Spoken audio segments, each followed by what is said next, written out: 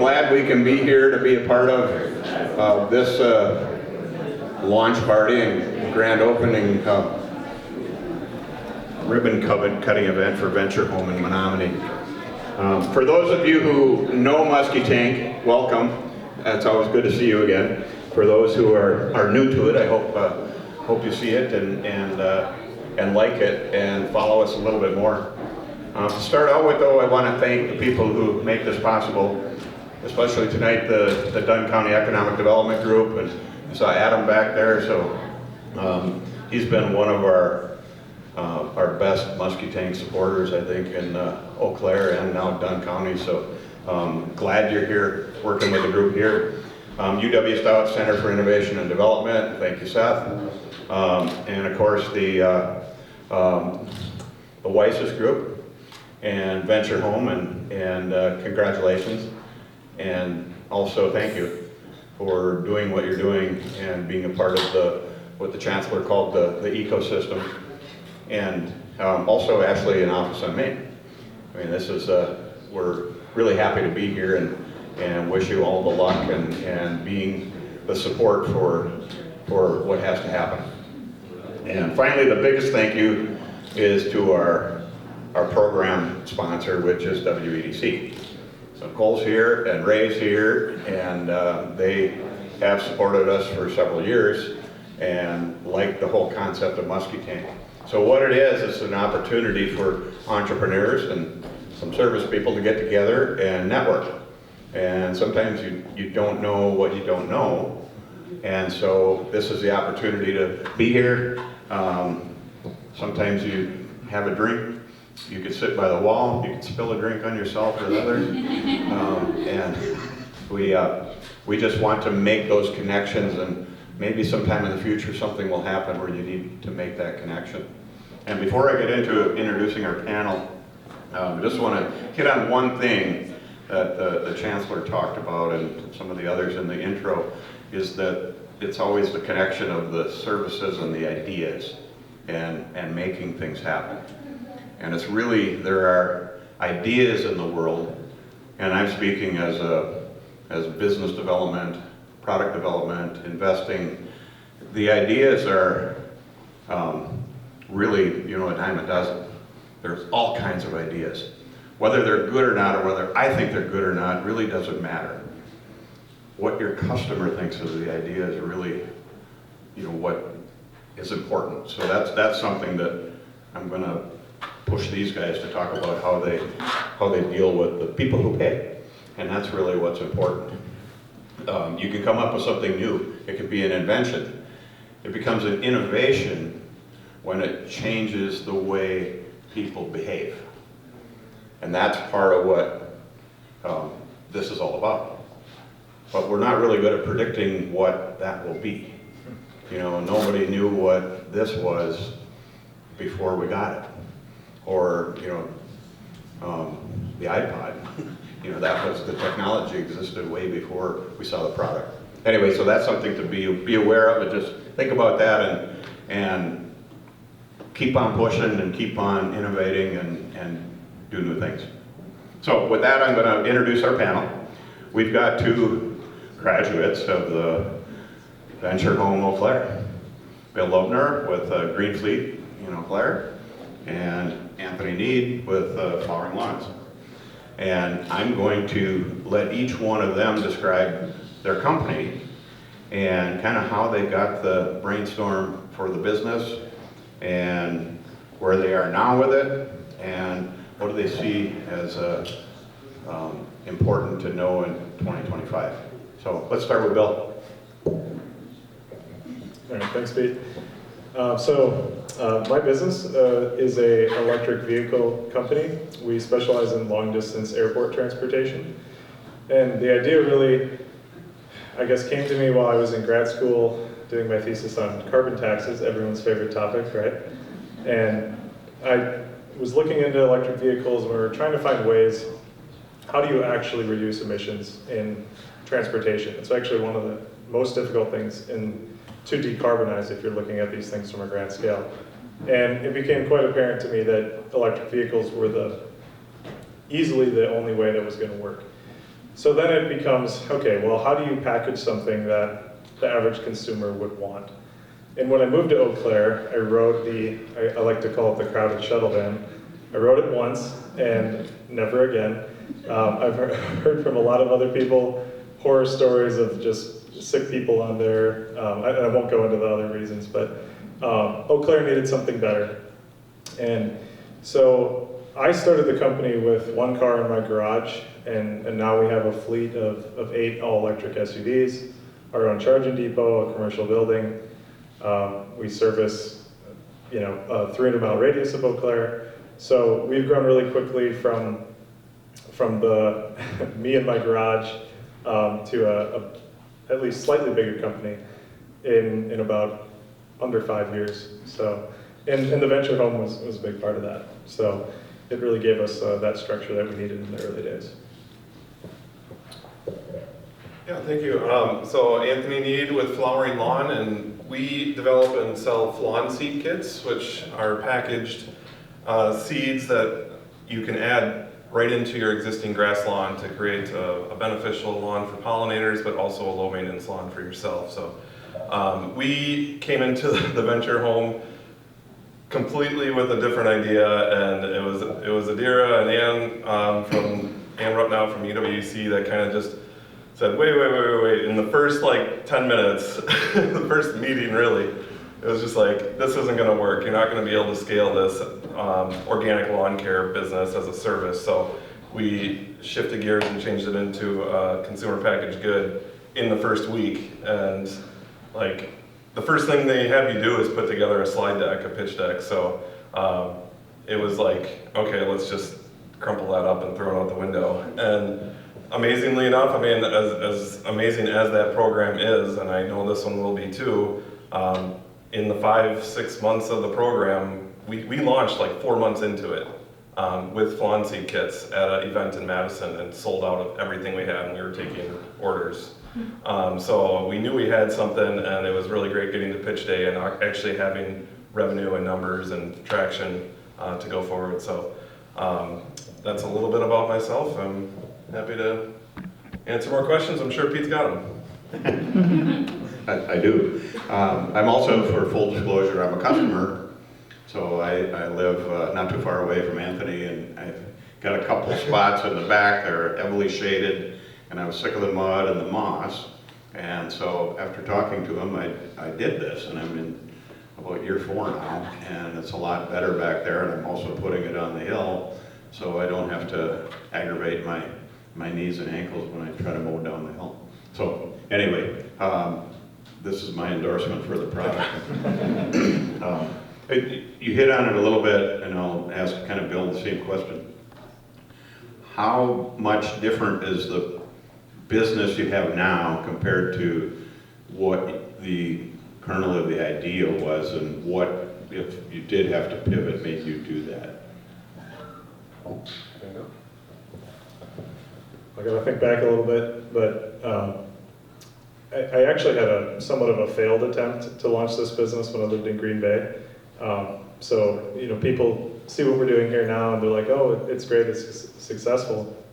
But we actually tried to launch it when I was straight out of grad school, and we didn't really have a vision. That was the problem. We just thought, oh, a taxi company or transportation. We didn't really know anything about it. So from that idea of trying to launch it in 2015 to what we actually launched here in 2020 was very different, from looking at doing local transportation and then to specializing in long distance. Because what we actually realized is our biggest advantage in the marketplace is actually the more we drive, the more we save. And I can explain that a little bit, but our vehicles have a very low cost of operation. So if you drive a gas car 100 miles and you drive an electric car 100 miles, ours is about 1/4 of the cost. So we can actually lower our prices on these longer rides and be more competitive in the market. So it really changed a lot from what the first idea was. Yeah, I mean, absolutely. I started an organic lawn care business in 2018 and applied to the first cohort. Bill's did not get in. Applied to the second cohort, luckily did not get in because that was COVID year and they had to do it all virtually. On the third try, I mean, on each time, the panel gives you a lot of feedback from your application, and it really is, if you're looking at doing it, it doesn't matter where you are in the process. You can be an idea, you don't have to have a minimal viable product or anything like that. But really what was holding me back was scalability. And so what I wanted to do was take my organic lawn care business and grow it nationwide. I was like, how can I make this available to everybody that wants it? And it's really, really difficult on a service side to scale quickly. So real quickly in the first week, they just kind of proposed, okay, well, what else are you doing in your business? And I was like, oh, well, just a couple weeks ago, this lady asked me to seed her lawn with clover. And I had never done that before, so I started looking it up and looking at the benefits of that over just grass. And so that's kind of where it spurred this innovation of, okay, well, maybe that's something we can make like a DIY product rather than a professional service base that has to have brick and mortar locations nationwide. This can just be an e-commerce, direct to consumer business. We do now have hundreds and hundreds of stores that carry our products. We do wholesale, we do distribution, we do e-commerce as well. But yeah, it's much more scalable to be a CPG company, a consumer packaged good, rather than a service-based business. So that was kind of that aha moment, that epiphany, that first week of like, okay, I'm starting to understand how this world of scalability works when it comes to business, and that's what just opened my mind, and then I was able to run with it from there, and with the help of WiSys and the VentureHome board. So yeah, good stuff. With kind of the VentureHome program itself, I'll let you talk to, there might be people in here who are thinking about getting into the program, and so do you have a key takeaway or advice for someone who's looking to get in, and what can you tell them? Yeah, I think the biggest thing that stuck out for me was that it got me thinking in different ways. And for an example, someone referenced the USPTO, the trademark office, before. I had never given a thought to getting a trademark for my company. I probably barely knew what that was at the time. So there were things like that were getting us to think differently, and how can you set your business up for success in the long term rather than just looking short term. So I think that was the biggest thing for me, was just the different ways that they had us thinking and looking at the business ideas. Yeah, I mean, you really do get out what you put in. There were, I think, 6 or maybe 7 that started my cohort, and I don't think all of them made it to pitch day. But yeah, you really, I don't see a library of books here, but I took full advantage of the collab, it was now in Coven, in Eau Claire.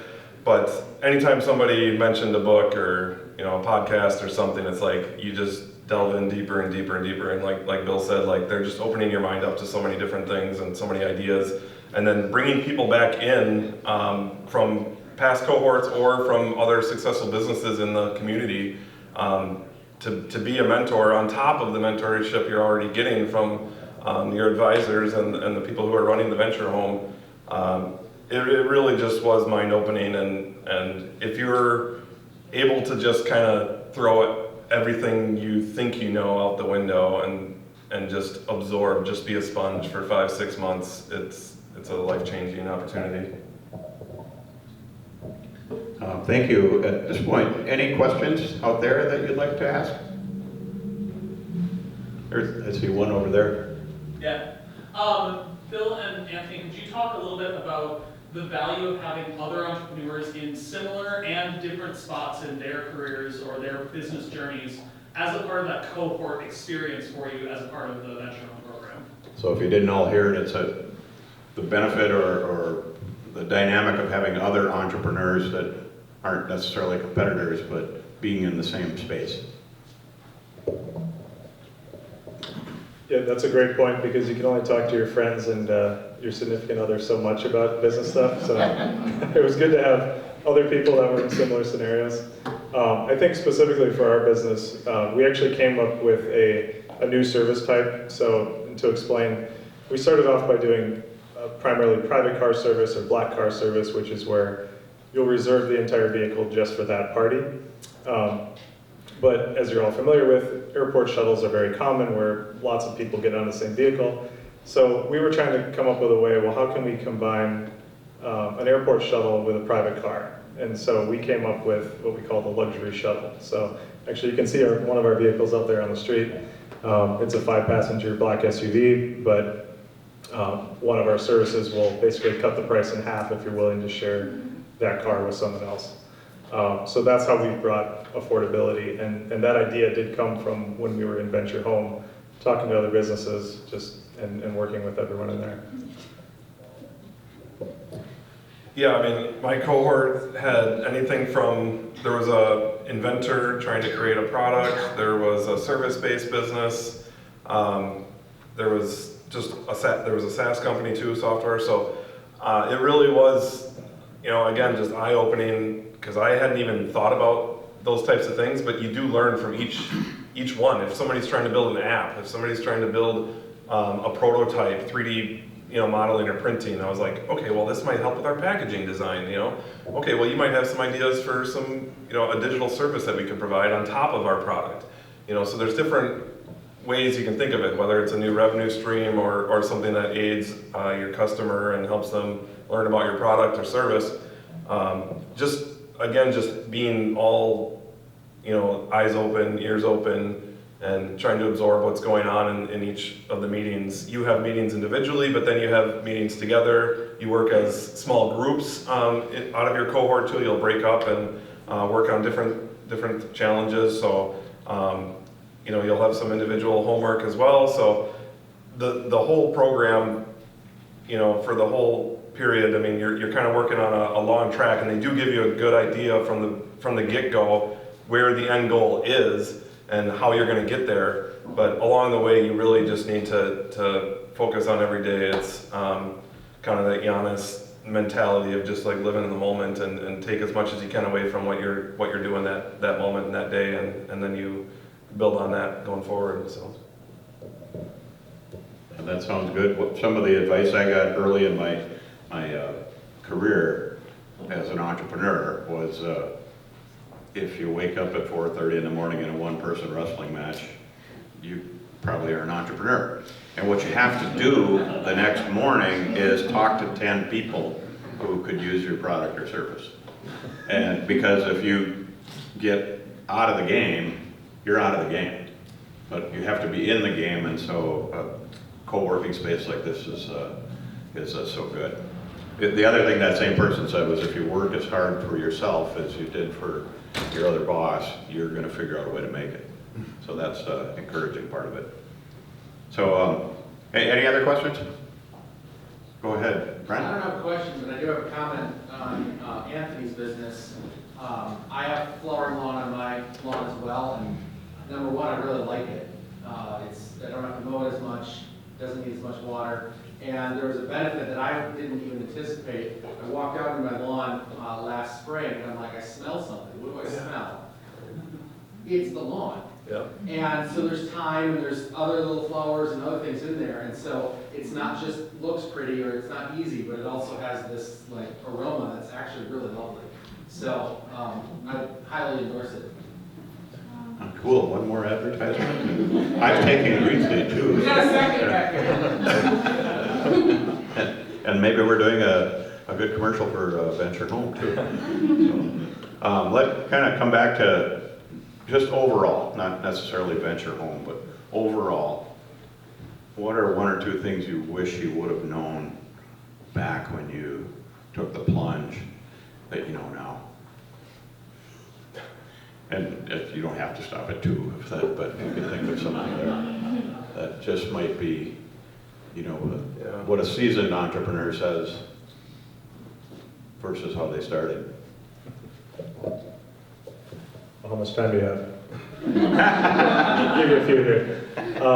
No, I think, in general, I think it's been harder than I thought it would be, and specifically, one of the things that comes to mind, I'm sure a few of you in this room have already heard me say this, but the insurance world for vehicles, especially when we launched our expansion, was really tough, and we were having trouble finding anyone to take on our account. I had no idea that would be a barrier for us until we started doing it. Now we're still getting into the managing a company and employees and retention and all those things. I'd heard other people say it was an issue, but now we've definitely seen that on our end as well. Those are the things that jump out to me at first, but I'll let you know. Yeah, I mean, you don't really ever know. I mean, I was doing lawn and landscaping 5 years ago, and we bought a building almost exactly a year ago. The 1941 built armory in Eau Claire on Harris Street. So the good thing, it was built to take a bomb. The bad thing, it needed basically everything other than the foundation.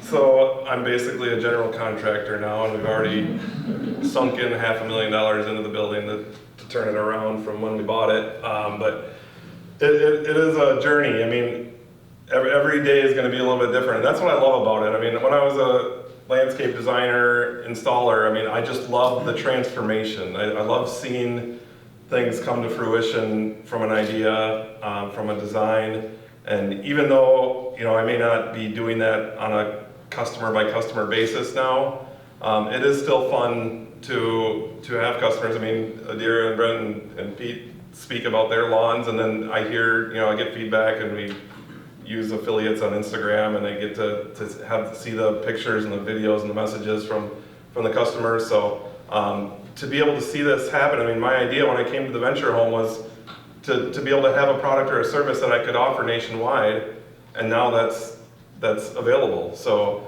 it is great to see everything kind of come full circle. And I mean, you just gotta be able to do the bookwork and do your homework. I mean, like the USPTO, yes, we got a patent or a trademark, and it's like you go through the process. It took us 18 months longer than we thought, and a couple extra lawyer hours.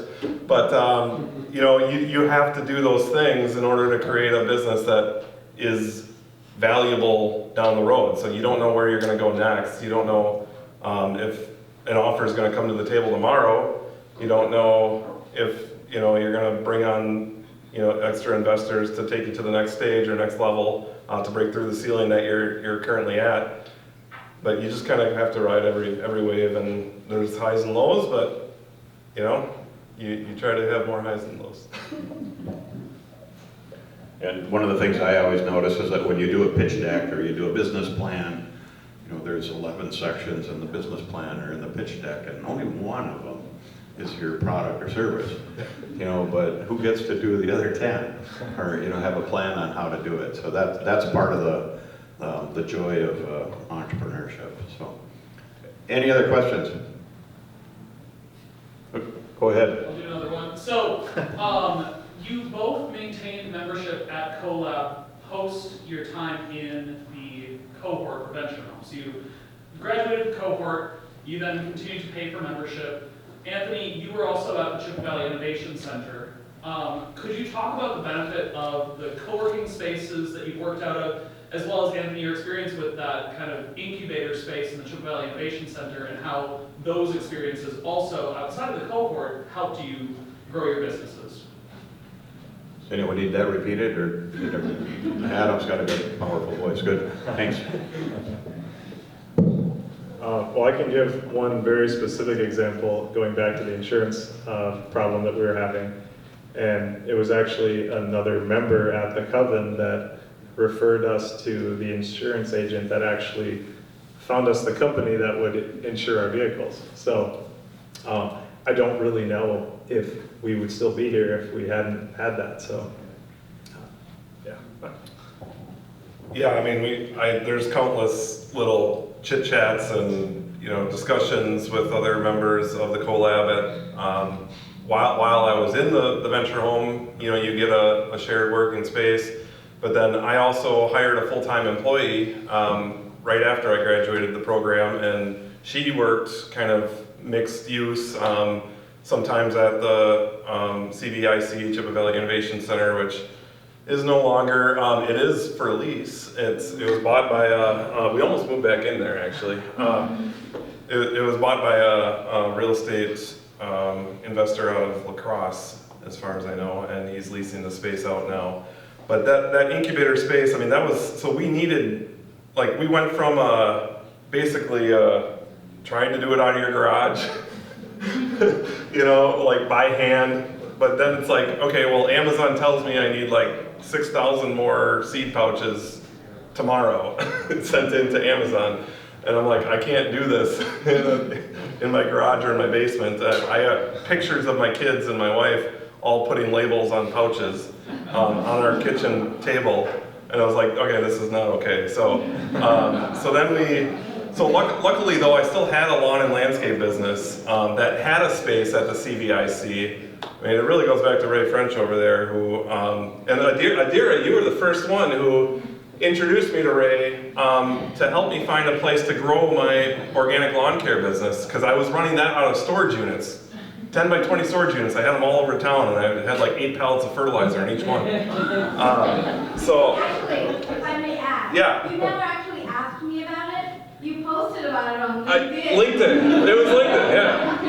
Does anybody know 10 by 20 storage facilities? And I said, hold on. Let me find something better. She did one up me, yeah. So, and yeah, Ray was the president of the board at the time, I believe. So, really just got me in there into a 25 by 50 bay, and then we grew into an additional office, and then we grew into an additional bay. So it was like, okay, now the ability is there for us to grow, and it wasn't perfect at times. I mean, but we were able to make it work for us. And you know, when our lease was coming back up, I mean, it's basically supplemented rent below market value, but it incrementally grows towards market value each year you're in there. So as that time was approaching, where it was like, okay, well, if we can afford this, then we can afford market value. So then we started to look at additional space, and we decided to purchase something rather than continue to lease. So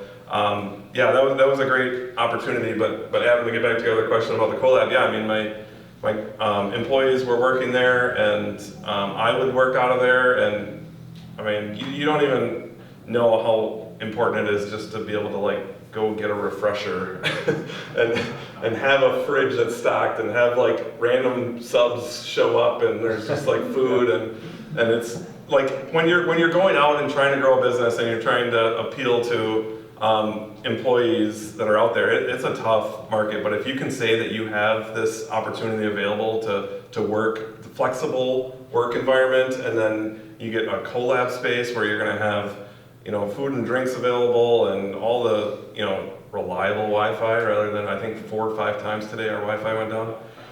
So it's all those little things that add up in a big way when you're trying to grow a company, and that was a huge benefactor for us. So when the Wi-Fi goes down, who's the IT guy? Oh, that's me.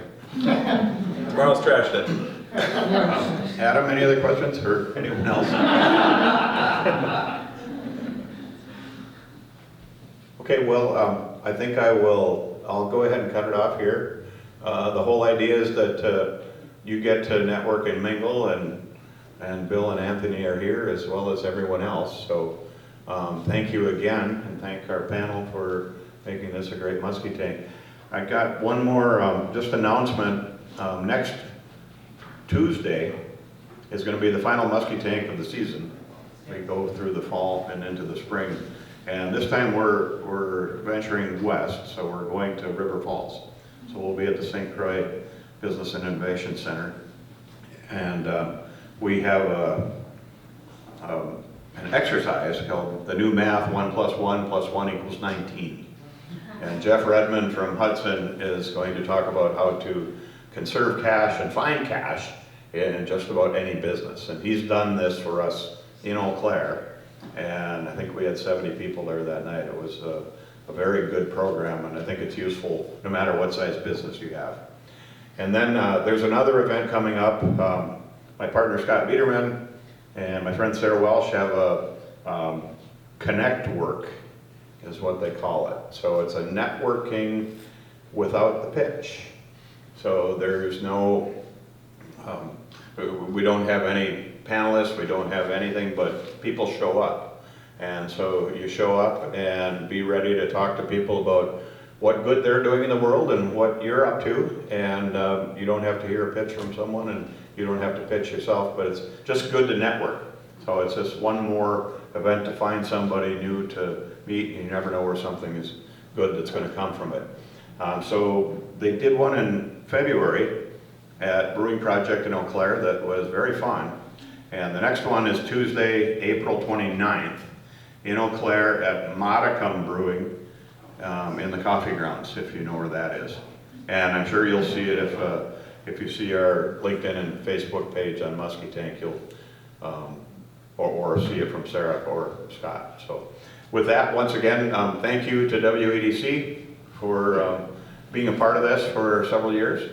And thanks again to WiSys and Stout and Office on Main and Dunn County.